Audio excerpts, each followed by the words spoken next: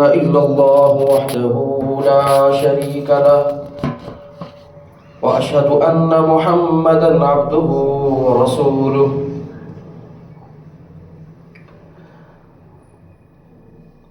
أما بعد فأعوذ بالله السميع العليم من الشيطان الرجيم يا أيها الذين آمنوا اتقوا الله حق تقاته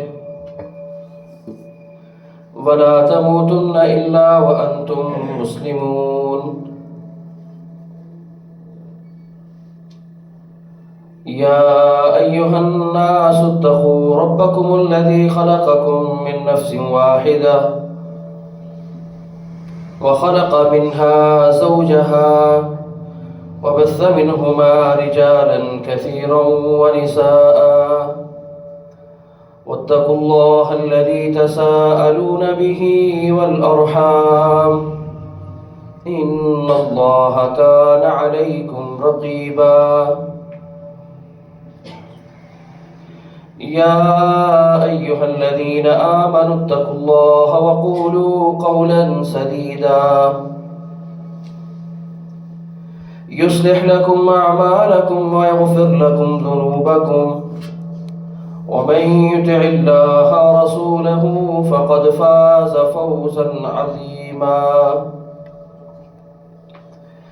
أما بعد فإن خير الحديث كتاب الله وخير الهدي هدي محمد صلى الله عليه وسلم وشر الأمور محدثاتها وكل محدثة بدعة وكل بدعة ضلالة والضلالة في النار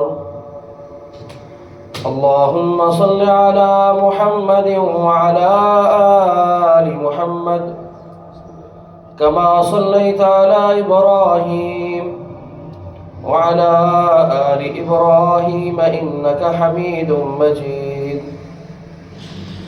اللهم بارك على محمد وعلى آل محمد كما باركت على إبراهيم وعلى آل إبراهيم إنك حميد مجيد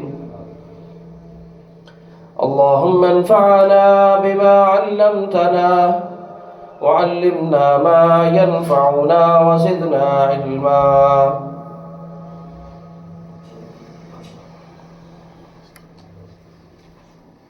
حمد و ثنا اور تعریف کے سب کلمات اکیلے تنہا اللہ مالک ارض و سما کے لیے انگنت لا تعداد درود و سلام سید الاولین والآخرین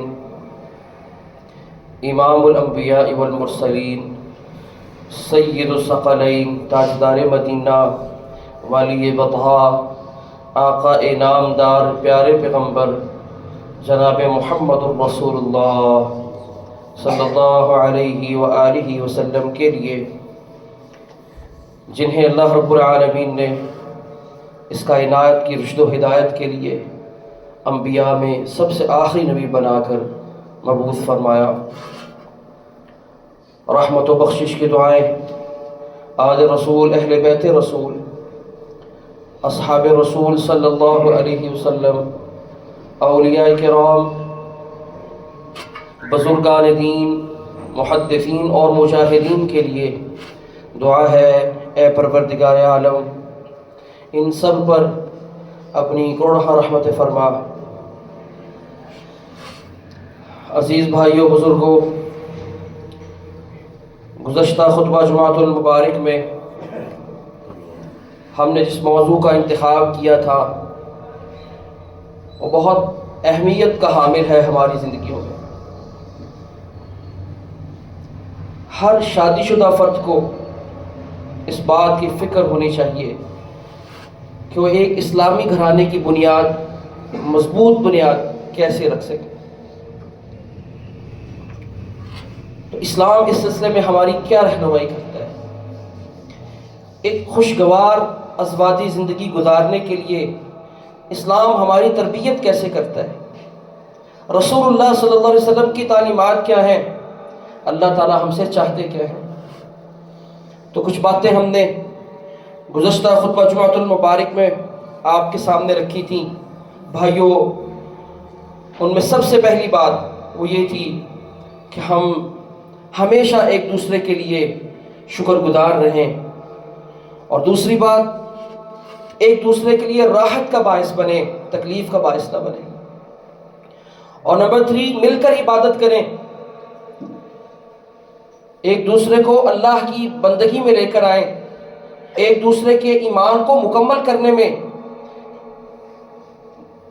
ہیلپ کریں، مدد کریں، ایک دوسرے کی کمزوریوں کو، کوتاہیوں کو دور کریں، مل کر اللہ کی عبادت کی طرف آئیں۔ ایک اطاعت گزار گھرانہ تشکیل دینا یہ خوشگوار ازواجی زندگی گزارنے کا بہت اہم اصول ہے۔ اور چوتھی بات میں نے آپ سے یہ کہی تھی کہ ہمیشہ اپنے جیون ساتھی کو، اپنی اہلیہ کو پر اعتماد دوست بنائیں، مشورہ کریں، باہمی اتفاق و اتحاد سے فیصلے کریں، یہ چیزیں گھروں کو خوشحال بناتی ہیں۔ تو بھائی آج کے خطبہ جمعۃ المبارک میں اسی موضوع کو آگے بڑھاتے ہوئے چند باتیں آپ بھائیوں کے سامنے رکھنا چاہتا ہوں۔ سب سے پہلی بات یہ سمجھیں، گھرانے یہ بیس کیمپ ہوتے ہیں۔ جن لوگوں کے گھر مضبوط ہوتے ہیں، گھروں میں مضبوط ہوتے ہیں، ان کے بیس کیمپ مضبوط ہوتے ہیں، وہ باہر بھی مضبوط ہوتے ہیں۔ اور جو گھروں میں کمزور ہوتے ہیں، جن کی گھروں میں لڑائیاں ہوتی ہیں، جو گھر سے نکلے تو ہمیشہ پریشان رہیں، گھر میں آئے تو پریشان رہیں، وہ باہر کچھ نہیں کر سکتے۔ افتخار اس کی ایگو کام کرے بھائی، بہت زیادہ ہے۔ تو جو لوگ گھر سے پریشان ہوں وہ باہر کچھ نہیں کر سکتے، لوگوں کی باتوں میں ہرگز نہ آئیں۔ گھر کا ماحول بھائی ہمیشہ آپ نے خود بنانا ہے، اپنے گھروں کو خود مضبوط کرنا ہے۔ جن کے گھر مضبوط تھے، چاہے وہ جھگیوں میں رہتے تھے یا چاہے وہ کچے مکانوں میں رہتے تھے، انہوں نے دنیا فتح کی ہے۔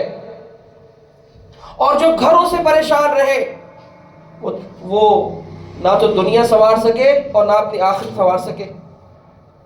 تو بھائی آپ نے اپنے گھر کو بیس کیمپ، مضبوط بیس کیمپ خود بنانا ہے۔ ہمیشہ لڑتے رہیں گے، گھر میں سکون نہیں ہوگا، بچوں کے سامنے گھر والی کو ماریں گے، لڑائی جھگڑے کریں گے، ہمیشہ تو تکرار ہوتی رہے گی، تو یہ کوئی بیس کیمپ نہیں ہے، یہ کوئی مضبوط گھرانہ نہیں ہے۔ نبی صلی اللہ علیہ وسلم نے فرمایا یہ ٹیڑھی پسلی سے پیدا کی گئی ہے، کہتا ہے میں سیدھا کر لوں گا، میں دیکھتا ہوں تو کیسے سیدھی نہیں ہوتی، کیسا کرے گا؟ اللہ نے تو اس کو پیدا ہی ٹیڑھا کیا ہے۔ فرمایا اگر تم سیدھا کرنے کی کوشش کرے گا تو توڑ بیٹھے گا، اور اس کا توڑنا کیا ہے؟ اس کا توڑنا ہے اس کو طلاق دینا۔ یہ حدیث کے الفاظ ہیں بھائی۔ یہ گھر کی ملکہ ہوتی ہے نا، اور ملکہ پریشان رہے گی تو رعایا بھی پریشان رہے گی۔ جب آپ پریشان کریں گے تو یقیناً آپ کو بھی وہ پریشان کریں گی۔ اللہ کا حکم یہ ہے، اللہ کا حکم یہ ہے کہ عورت کو طلاق ہو جائے نا، جذباتی ہوتی ہیں، اگر طلاق دے دی ہے تو اس کو گھر جانے کی اجازت نہیں ہے جب تک اس کی عدت پوری نہ ہو جائے۔ فرمایا جذبات میں آ جاتی ہیں۔ فرمایا یہ ناشکری ہوتی ہیں۔ یہ اللہ کے نبی کا فرمان کن کے لیے ہے؟ رسول اللہ آئے، عید کی نماز پڑھائی، عورتوں کی طرف نصیحت کرنے، فرمایا سب سے زیادہ صدقہ کرو۔ کہنے لگیں اللہ کے نبی فرما رہے ہیں زیادہ صدقہ کرو، جہنم میں سب سے زیادہ تعداد عورتوں کی دیکھ رہا ہوں۔ کہنے لگی کیوں اللہ کے نبی، ہم نے ایسا کیا کیا ہے؟ فرمایا تم خاوندوں کی ناشکری کرتی ہو، ناشکری کرتی ہو، ہمیشہ اس ناشکری کی وجہ سے زیادہ عورتیں جہنم میں ناشکری کی وجہ سے جائیں گی۔ تو یہ بات تو طے ہے کہ وہ ناشکری کریں گی، مسئلہ یہ ہے ہم نے کیسے ہینڈل کرنا ہے. اس بنیاد پر گھرانے تباہ نہیں کیے جا سکتے. ہم اس بات کو سمجھیں.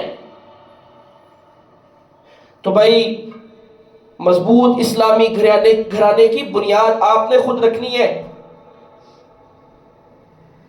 اللہ تعالیٰ نے قرآن مجید میں فرمایا ہے کہ اللہ نے عورتوں کو تمہارے سکون کے لیے بنایا ہے. تو عورت کے وجود کا مقصد سکون ہے. سکون آپ کیسے بھی حاصل کر لیں، یہ آپ نے لینا ہے.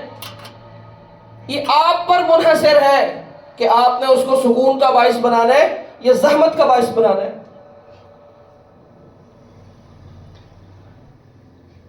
تو پہلی بات جو آج کی خطبہ جمعہ میں آپ بھائیوں کے سامنے رکھنا چاہتا ہوں، معاف کرنا سیکھیے اور معافی مانگنا سیکھیے. ہمیشہ ہم چاہتے ہیں کہ دوسرا مجھ سے معافی مانگے. میں نے کیا ہی کیا ہے، میری غلطی ہی نہیں ہے. یہ نصیحت خواتین کے لیے بھی ہے اور مردوں کے لیے بھی ہے، بیویوں کے لیے بھی ہے اور ان کے شوہروں کے لیے بھی ہے. ہر کوئی انتظار کر رہا ہوتا ہے کہ دوسرا معافی مانگے، میری تو غلطی کوئی نہیں ہے. اور اس میں کئی دن گزر جاتے ہیں. غلطی ہو جائے، غلطی نہ ہو، یہ طے کر لیں کہ معافی آپ نے مانگنی ہے. یہ طے کر لیں کہ معافی سوری آپ نہیں کہنا ہے. اگر آپ اپنا گھرانہ خوشگوار گھرانہ رکھنا چاہتے ہیں تو اللہ تعالیٰ نے ہمیں یہ حکم دیا ہے، کل بنی آدم خطاؤن وخیر الخطائین التوابون. بہترین سارے آدم کی اولاد خطا کار ہیں، بہترین خطا کار وہ ہیں جو غلطی ہو جائے تو کیا کرتے ہیں؟ معافی مانگ لیتے ہیں.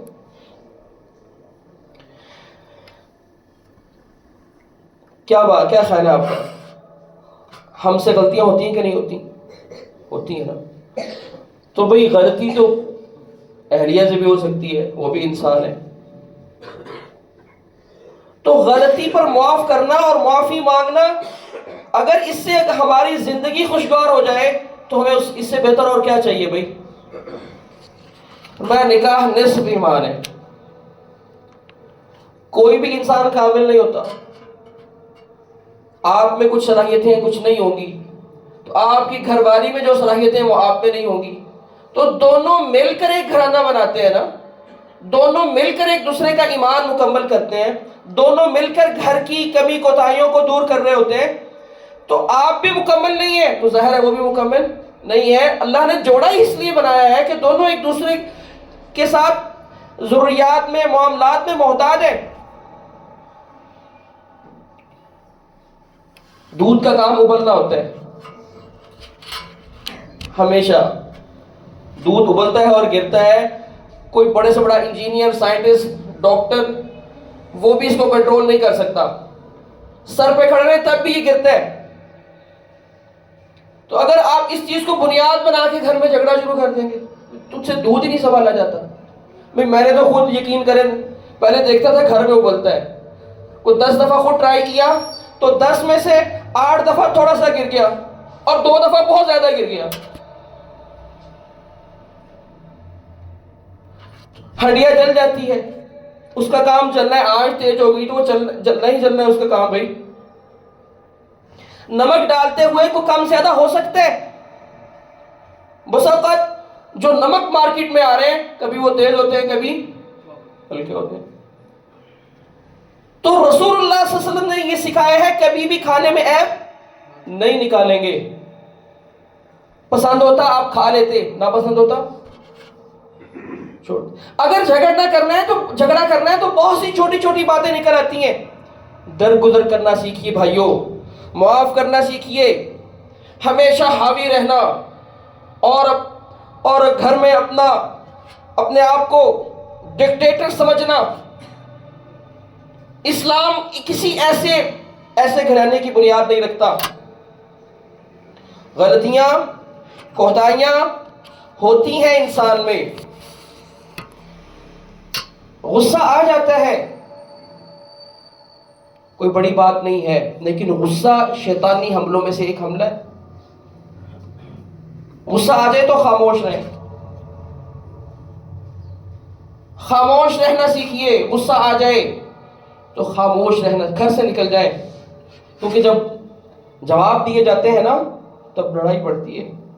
تم نے یہ کیا، تم تو ہے ہی ایسے، تمہارا تو خاندان ایسے تھا، جب سے ہمارے گھر میں آئی ہو سکون نہیں. لوگ باتیں بڑھتی چلی جاتی ہیں اور پچھلی ساری باتوں کو انسان ریپیٹ کرتا ہے، یہ ہوا یہ ہوا. نتیجہ یہ نکلتا ہے کہ وہ چھوٹی سی بات ایک بہت بڑے جھگڑے کی صورت اختیار کر لیتی ہے. فرمایا غصہ آ جائے تو خاموش رہو. من صمت نجا، جو خاموش رہا وہ نجات پا گیا. غصہ آ جائے تو پرسکون رہیں، ہاتھ پاؤں مت چلائیں، چیزیں مت اٹھا کے پھینکیں. میں جس کو غصہ آیا ہے نا کھڑا ہے تو بیٹھ جائے، کیونکہ جو کھڑا ہے اس کی نسبت جو بیٹھا ہوا ہے اس کے ہاتھ کم چلتے ہیں. اور فرمایا اگر کوئی بیٹھا ہوا ہے تو لیٹ جائے، کیونکہ لیٹے ہوئے شخص کے ہاتھ پاؤں اس کو چیزیں چلانا مشکل ہوتا ہے. تو غصہ آ جائے تو فوراً اس کو کنٹرول کرنا ہے، نکالنا نہیں ہے. نبی صلی اللہ علیہ وسلم کی بیویاں، ہماری مائیں ازواج مطہرات بھی رسول اللہ کو جواب دے دیا کرتی تھی. عمر رضی اللہ عنہ فرماتے ہیں ہم قریشی لوگ گھر میں بڑے روب دبدبے والے تھے. ہجرت کر کے مدینے میں آئے تو انصار کی عورتیں تو گھر میں بڑی تگڑی تھی، وہ تو اپنے خاوندوں کو جواب دیتی تھی. تو ایک دن ہوا میں نے کوئی بات کی تو میری بیوی نے مجھے فٹ سے جواب دیا اور میں بڑا حیران ہوا، یہ تم میرے سامنے بول رہی ہو. کہنے لگی یہ کوئی نئی بات نہیں ہے، پریشان نہ ہو، ازواج مطہرات بھی رسول اللہ کو جواب دے دیتی ہیں. صرف جواب نہیں دیتی، بس اوقات یہ ہوتا ہے کہ وہ ایک دو دن گزر جاتے بات بھی نہیں کرتی، ناراض ہو جاتی ہیں رسول اللہ سے. تو یہ کیفیت تو نبی صلی اللہ علیہ وسلم کے گھرانے کی تھی، اور ہم کہتے ہیں تو نے زبان چلائی تو چلائی کیوں ہے، میں کاٹ دوں گا. نصیحت کریں، سمجھائیں، جو غلط ہے وہ غلط ہے، لیکن اس کے نتیجے میں آپ بھی ہائپر ہو جائیں، مارنا شروع کر دیں اور آپ بھی زبان چلائیں. اس سے گھر بنتا نہیں ہے، گھر ٹوٹتے ہیں. سائیکالوجی کو سمجھیں. ہمیشہ آپ کسی کی اچھی بات کو اپریشیٹ کریں گے تو اس میں اچھائی بڑھے گی. نیگیٹیوٹی یا نیگیٹو باتوں کو نمایاں کریں گے اور اس کو بتائیں گے کہ تو ایسی ہے، تو ایسی ہے، تیرے اندر یہ، تو وہ نیگیٹیوٹی بڑھے گی. جس چیز کو اپریشیٹ کریں گے، جس چیز کو نمایاں کریں گے، آپ ہمیشہ ویسے ہی دیکھ پائیں گے دوسرے کا. کوئی شخص برا ہے نا، سگریٹ پیتا ہے، چرس پیتا ہے، گھروں میں لڑتا ہے جھگڑتا ہے، لیکن جب آپ اس سے ملیں اس کہیں یار آپ بہت اچھے آدمی ہیں، میرے پاس بیٹھیں چائے پئیں، کوئی اس کی کوئی ایک دو خوبی آپ کے علم ہے اس کو بیان کر دیں. وہ ساری دنیا سے لڑتا ہوگا لیکن آپ کا احترام کرے گا کہ یار اس کی نظر میں اچھا آدمی ہوں، میرے اندر یہ خوبیاں ہیں. تو یہی رول گھر پہ امپلیمنٹ ہوتا ہے بھائی.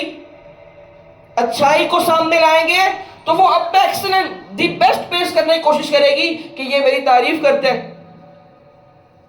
تعریفی کلمات یاد کریں اور گھر میں دہرایا کریں، کم از کم 100 جملے آپ کو یاد ہونے چاہیے تعریف کے. لباس پہ، کھانے پہ، گھر کی صفائی پہ، چیزوں پر تلاش کریں کہ آپ تعریف کر سکتے ہیں.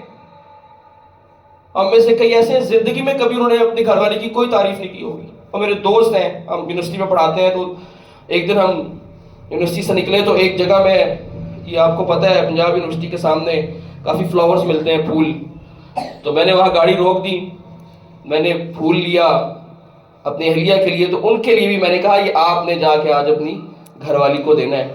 تو بڑے تعجب سے میں بیوی کو پھول دینا ہے میں نے، یہ وہ کہے گی ہوا کیا ہے آپ کو بھائی، پھول لے کر آئے ہیں.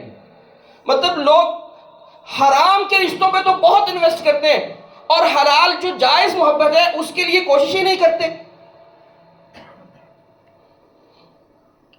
تو اسلام ہمیں یہ سکھاتا ہے کہ ہم نے درگزر کرنا ہے، معاف کرنا ہے، اور غلطی ہو جائے تو فوراً معافی مانگنی ہے.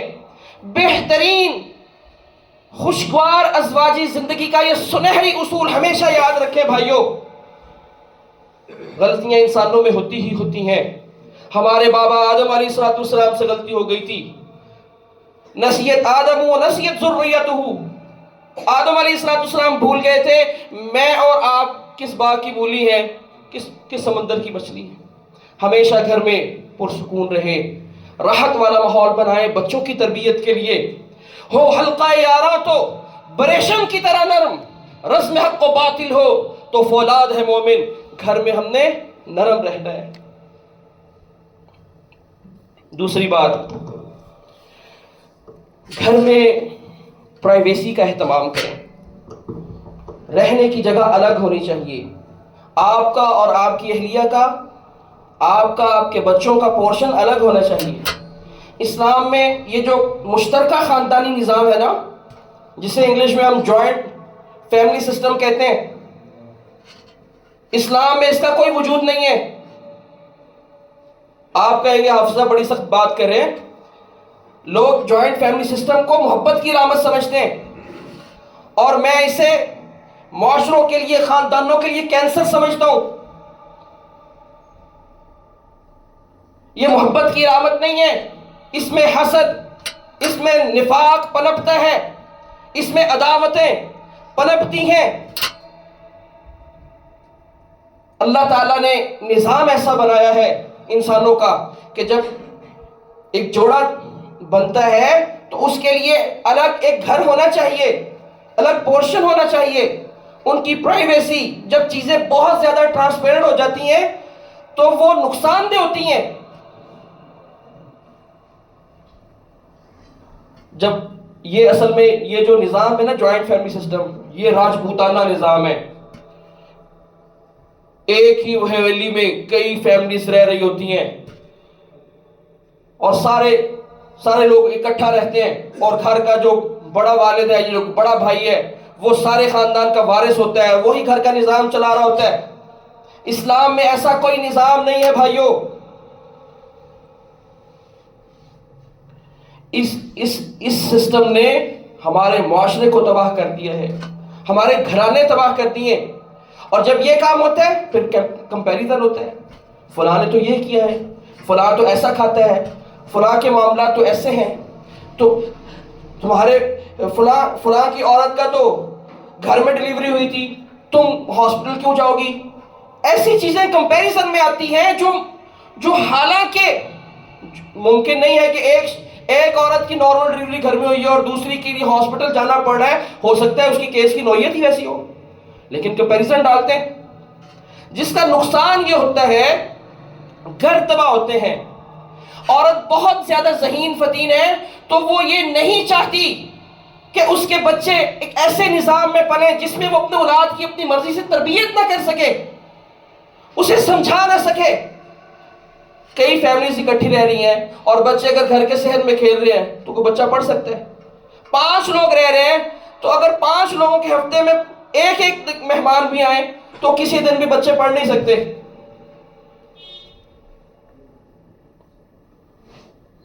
तो प्राइवेसी का एहतमाम करके दें। ये जॉइंट फैमिली सिस्टम ने हमारे घरों को तबाह कर दिया है।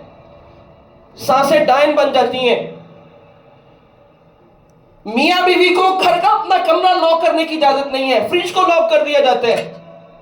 अपनी मर्जी से किचन में कुछ बनाना हो बना नहीं सकते। ये कैसा निजाम है। ये पिछले दिनों एक वाकया हुआ है, आपको पता है, सियालकोट में ज़ारा केस इस वक्त बड़ा मारूफ है।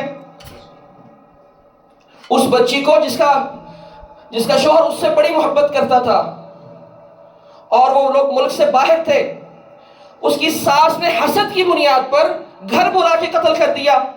5 भाइयों बहनों का एक अकलौता भाई था और वो बहुत अच्छा कमा रहा था।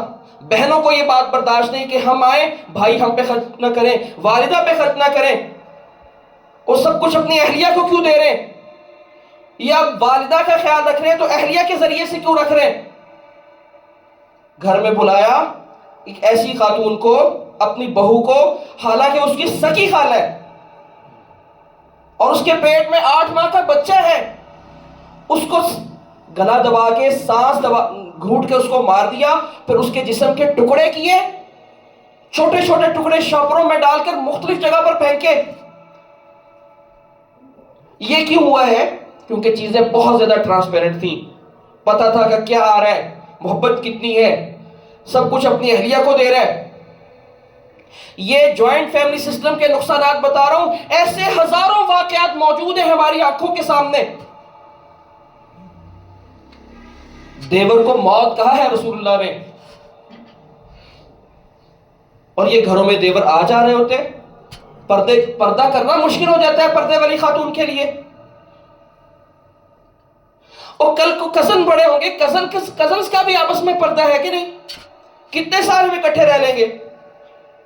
تو بھائی یہ جوائنٹ فیملی سسٹم سے نکالنے اپنے آپ کو، یہ معاشروں کے لیے کینسر ہے، یہ خاندانوں کو تباہ کر دیتا ہے۔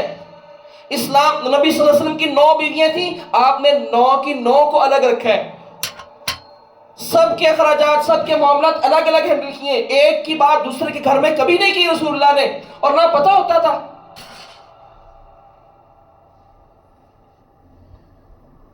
کیونکہ بہت ساری چیزیں ہیں جو نقصان دہ ہوتی ہیں بھائی، ہمیں اس سے بچنا ہے۔ ہمارے لیے تعلیمات تو ہیں، بچہ 10 سال کا ہو جائے نا تو بستر الگ کرنا ہے۔ یہاں شادیاں ہو جاتی ہیں تو ایک ایک کمرے میں سال گزار، بچے بڑے ہو جاتے ہیں، میاں بیوی کی اسی کمرے میں، بچے بھی اسی کمرے میں سو رہے۔ بھائی اس چیز سے ہمیں اپنے آپ کو نکالنا ہے۔ اللہ کے لیے اپنے گھرانے کی، اپنی فیملی کی ہم نے خود حفاظت کرنی ہے۔ اسلام کی تعلیمات کو اپنے سامنے رکھیں اور اس کے لیے کوشش کریں، اللہ تعالیٰ انشاءاللہ برکت دیں گے۔ 2 باتیں ہوئی ہیں ابھی، تیسری بات یہ ہے کہ وقتاً فوقتاً جو ہے اپنے گھر والوں کو، اپنی فیملی کو، اپنے بچوں کو ساتھ لے جا کر تفریح لازمی کیا کریں۔ انسان گھر میں قید ہو جاتا ہے، اور خواتین نے تو نکلنا ہی ہمارے ساتھ ہے۔ آپ گھر سے نہیں نکالیں گے، آپ کو کمرے میں بند کر دیا جائے نا، یا ایک گھر میں باہر نہیں نکلنا تو بڑی مشکل ہے، ہفتہ ڈیڑھ تو بہت دور ہے، اس سے پہلے ایگزاسٹ ہو جائیں گے، پریشان ہو جائیں گے۔ تو وہ اس ماحول کو پرسکون رکھنے کے لیے ضروری ہے۔ اب نبی صلی اللہ علیہ وسلم، اماں جی عائشہ رضی اللہ تعالی عنہ دوڑ لگا رہے ہیں، اماں جی ذرا سمارٹ تھی، آگے نکل گئی۔ پھر ایک وقت آیا کہ جب کئی سالوں کے بعد اماں جی تھوڑا سا ہیلدی ہو گئیں، تو رسول اللہ صلی اللہ علیہ وسلم فرمایا اچھا آج دوڑ لگاتے ہیں۔ دوڑ لگائی ہے تو رسول اللہ صلی اللہ علیہ وسلم آگے نکل گئے، آپ نے فرمایا اس کا بدلہ ہے جو اس دن تم نے مجھے ہرایا تھا۔ تو اس طرح کے معاملات، باہمی گفتگو کریں، گھر میں وقت دیں، ایک دوسرے کی باتوں کو سنیں، ایک دوسرے کا خیال رکھیں، گھر میں آئیں تو مسکراتے ہوئے آئیں، اپریشیٹ کریں، تعریف کریں، ایک دوسرے کے لیے ہمیشہ ہیلپ فل رہیں، مددگار رہیں۔ یہ اسلام ہمیں سکھاتا ہے۔ تفریح کے لیے وقت یہ نہیں ہے کہ آپ یہاں سے نکلے پارک سے ہو کر آ گئے، 2-4 دن کے لیے کہیں دور جانا چاہیے۔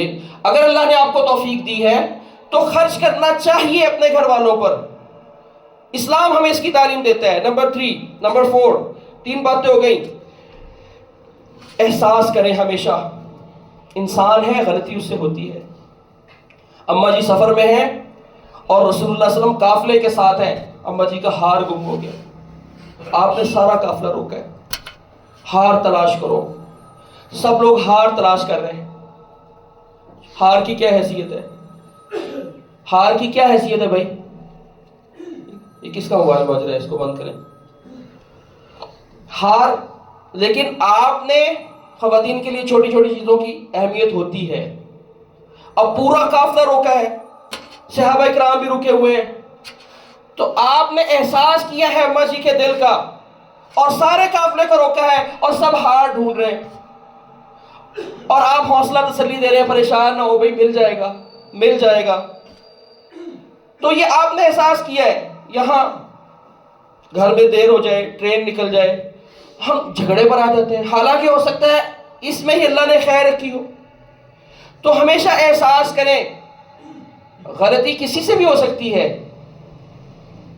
تو آپ کو احساس کرنا ہے، سمجھانا ہے۔ یہ ایک مرد کی بڑے ہونے کی حیثیت سے یہ رسپانسبلٹی ہے، تاخیر پر ڈانٹنا یا ہمیشہ چھوٹی چھوٹی باتوں پر ڈانٹتے رہنا اور احساس نہ کرنا فلاں چیز نہیں مل رہی، فلاں چیز کیوں گم ہوئی ہے، تمہاری وجہ سے یہ ہوا ہے، میں دفتر سے لیٹ ہو گیا ہوں، یہ معاملہ وہ معاملہ، آج تو ایسے ہو جائے گا۔ بھائی کچھ نہیں ہوگا، آپ اپنے گھر کا ماحول خراب کر رہے ہیں۔ احساس دلائیں، کسی اور وقت پہ دلا دیں کہ اس وجہ سے یہ نقصان ہوا ہے، لیکن وقت وقت کی بات ہوتی ہے. ہم نے سمجھنا ہے اور دوسرے کو سمجھانا ہے. یہ بہترین ازواجی زندگی گزارنے کا زبردست اصول آپ کو بتا رہا ہوں. کتنی ہوگی باتیں؟ 4 ہوگی. 5ویں بات یہ ہے، جب گھر سے نکلیں تو دن میں 1-2 دفعہ گھر میں ٹیلی فون پر لازمی رابطہ کیا کریں، میسج کر لیا کریں. یہ بہت ضروری ہے. بس اوقات لوگ کئی دن باہر رہتے ہیں، گھر سے کال آئے تو اٹھاتے نہیں ہیں، اور گھر میں کال کر کے پوچھنے کی بھی زحمت نہیں کرتے. ویسے بہت وقت ہوگا اسکرولنگ کر رہے ہیں، یوٹیوب، فیس بک، وہ سب کچھ، لیکن توفیق اتنی نہیں ہوتی کہ گھر فون کر کے میں کال کر کے حال چال پوچھ لوں. یہ لازمی ہے. آپ کے پاس باتیں کرنے کے لیے ہزاروں لوگ ہیں، لیکن اس کے پاس بات کرنے کے لیے صرف آپ ہیں.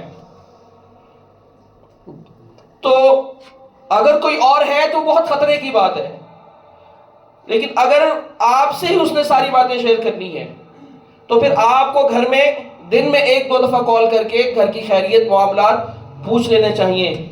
اس سے گھر کا ماحول بھی اچھا رہے گا، اور جب آپ گھر میں آئیں گے تو شام کو حالات بھی نارمل ہوں گے.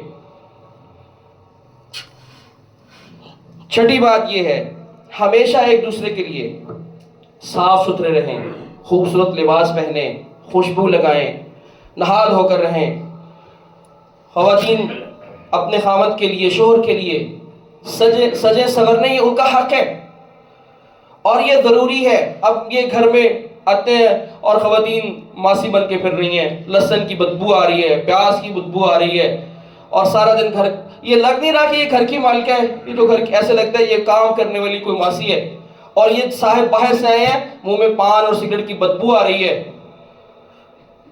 ایک دوسرے سے قریب بیٹھ کر بات نہیں کر سکتے، منہ سے بدبو آتی ہے. بھئی اسلام بہت خوبصورت دین ہے، صفائی پسند ہے، صفائی کو نصف ایمان قرار دیا گیا ہے.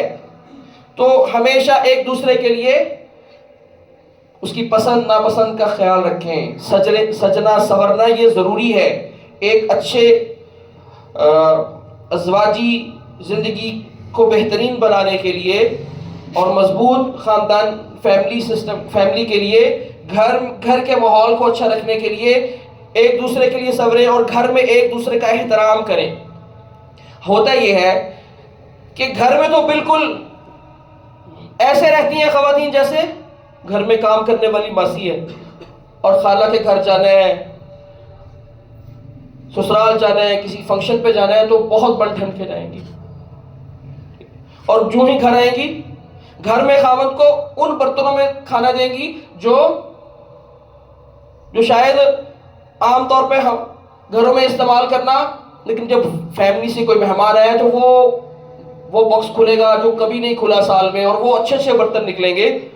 جس بیچارے نے خرید کے دیے اس کو تو ایسے برتنوں میں کھانا مل رہا ہوتا ہے جو نارمل سے ہے، اور جو خاص مہمان آئے ہیں ان کے لیے پیٹیاں کھل رہی ہیں اور وہ برتن نکالے جا رہے ہیں. تو بھئی ایک دوسرے کا بھی احترام خیال رکھیں، ایک دوسرے کے لیے سجے سورے، پسند ناپسند کا خیال رکھیں. اب دیکھیے اما جی عائشہ رضی اللہ عنہ ہیں اور سیدہ حفصہ رضی اللہ عنہ، انہوں نے آپس میں ایک بات طے کی کہ رسول اللہ صلی اللہ علیہ وسلم زینب بنت جہش کے پاس جاتے ہیں، آپ وہاں شہد پیتے ہیں اور پھر آپ وہاں کچھ دیر رکتے بھی ہیں. تو اماں جی نے کہا اب ہم ایسا کریں گے، جب رسول اللہ صلی اللہ علیہ وسلم زینب بنت جہش رضی اللہ عنہ کے گھر سے آئیں گے تو ہم کہیں گے اللہ کے رسول آپ کے منہ سے بدبو آتی ہے. تو رسول اللہ صلی اللہ علیہ وسلم اماں جی عائشہ رضی اللہ عنہ کے گھر آئے، انہوں نے کہا آپ کے منہ سے بدبو آ رہی ہے. آپ نے کہا اچھا.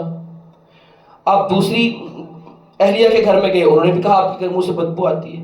اب رسول اللہ صلی اللہ علیہ وسلم یہ سمجھے کہ شہد سے میں جو شہد پیا ہے اس کی وجہ سے میرے منہ سے بدبو آتی ہے.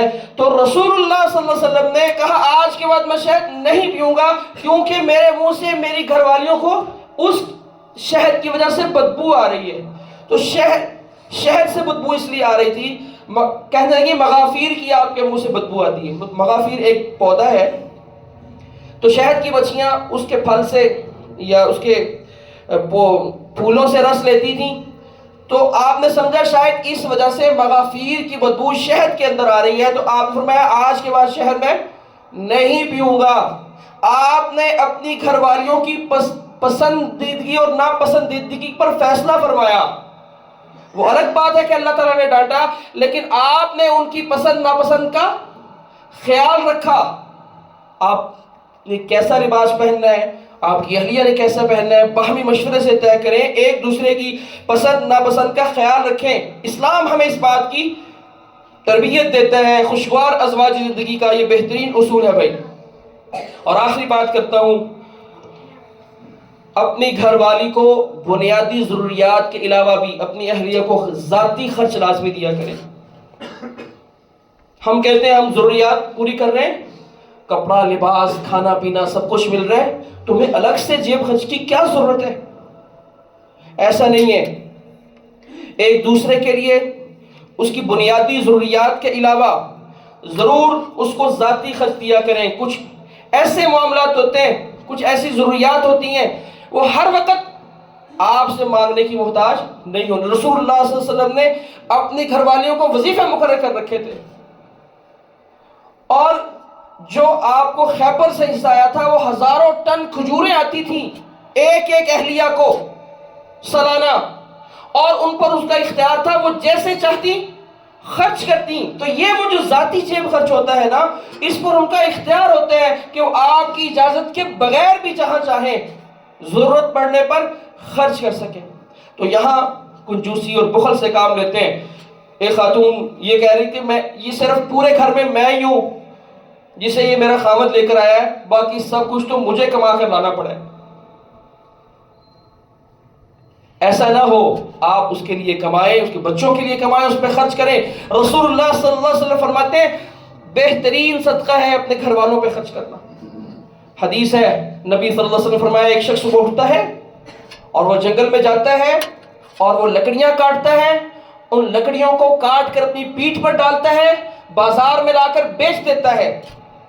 فرمایا یہ اس شخص سے بہت بہتر ہے جو لوگوں سے مانگتا ہے، تھوڑے پیسے دے دو، کبھی کسی سے ضرورت بیان کی اور کچھ پیسے لے لیے، کبھی کسی کے سامنے، اور پھر اس میں سے خرچ کرتا ہے جو لکڑیاں بیچ کر. یہ خرچ کرنے والا بہتر ہے. تو صحابہ کہنے لگے اللہ کے نبی کس پر خرچ کرے؟ آپ نے فرمایا اپنی اہلیہ پہ خرچ کرو. تو اس کا خیال رکھنا، اس کے بارے میں اللہ سے ڈرتے رہنا. جب نکاح پڑھتا ہے نا خطبہ نکاح امام، تو 3 آیات پڑھی جاتی ہیں، آپ کو پتہ ہے؟ یا ایھا الذین آمنوا اتقوا اللہ حق تقاته، ایمان والو اللہ سے ڈر جاؤ. یا ایھا الناس اتقوا ربکم، اے لوگو اللہ سے ڈر جاؤ. یا ایھا الذین آمنوا اتقوا اللہ قولوا قولا سدیدا، ایمان والو اللہ سے ڈر جاؤ اور سیدھی اور سچی بات کہا کرو. تینوں آیات میں اللہ سے ڈرنے کا حکم ہے. اور خواتین کے حقوق کے معاملے میں یہ 3 آیات امام صاحب پڑھ کے اس لیے سناتے ہیں، رسول اللہ نے اس لیے پڑھی کہ لوگ اس میں سب سے زیادہ سستی کرتے ہیں، اور اس معاملے میں اللہ سے ڈرتے رہنا چاہیے. اپنے گھر والیوں کے حقوق کے معاملے میں اللہ نے پوچھ لیا تو کیا کریں گے؟ ان کا حق ہے اور ان کے حقوق کو ادا کرنا ہماری رسپانسبلٹی ہے. اللہ تعالیٰ ہمیں اس کی توفیق عطا فرمائے. وآخر دعوانا الحمدللہ رب العالمین.